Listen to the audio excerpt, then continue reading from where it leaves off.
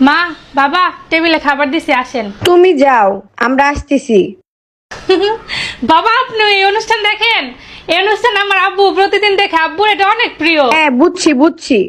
শ্বশুরের সামনে এত হাহা হিহি করার দরকার নাই। আর তোমার মাথার কাপড় কই?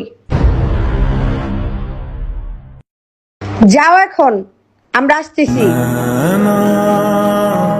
এই শুনো না, আমরা না ওই টিপিক্যাল ননদ ভাবের মতো হব না, আমি তোমার বন্ধু হব। আজকে থেকে আমরা দুজন একসাথে ঘুরবো ফিরবো খাবো, খুব মজা করবো। আচ্ছা ভাবি, আপনার এত ওভার ফ্রেন্ডলি হওয়ার দরকার নাই। আমার কাছে অনেক বন্ধু বান্ধবী আছে মজা করার জন্য।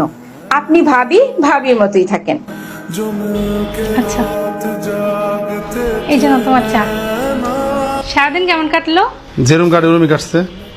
নাম জানতে চাচ্ছি, অফিসে সারাদিন কি কি করলা? আমি সারাদিন কি করলাম সেটা কি তোমার হিসাব দিতে হবে? হ্যাঁ, না আমি তো শুধু একটু কথা বলার জন্য আসছিলাম। এখন কি কথা বলার মুড আছে আমার? সারাদিন অফিসে কত কষ্ট করি, একটু রিল্যাক্স করার সময় পাই না। বাসায় আসার সাথে ঘেউ ঘেউ শুরু করছো। যাও তো, যাও অন্য যাও তো, অন্য কাজ করো তো, যাও তো, যাও সরো। চাটা খেয়ে নিই। এই যে তোমার চা। কই যাও? ড্রয়িং রুমে।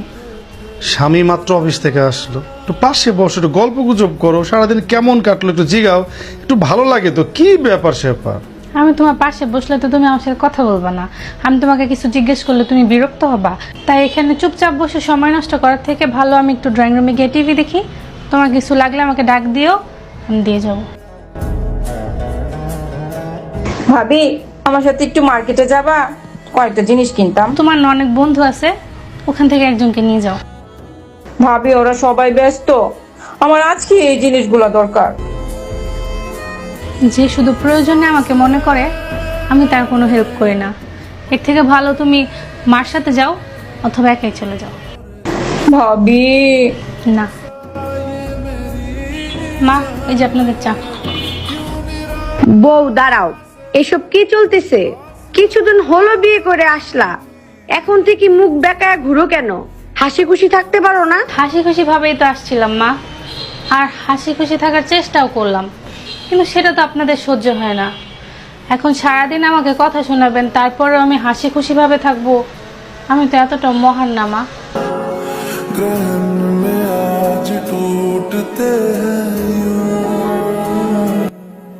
ঠিক এভাবেই হাসি খুশি চঞ্চল মেয়েগুলো সারা জীবনের জন্য হারিয়ে যায়। আমরা মেয়েরা শ্বশুরবাড়ি থেকেই শিক্ষা নিই, তারপর ওই শিক্ষাগুলো যখন তাদের উপর অ্যাপ্লাই করি, তখন সেটা আর তারা মেনে নিতে পারে না। আমরা তো এরকম হতে চাই না, কিন্তু দিন শেষে আমাদের এরকম হওয়ার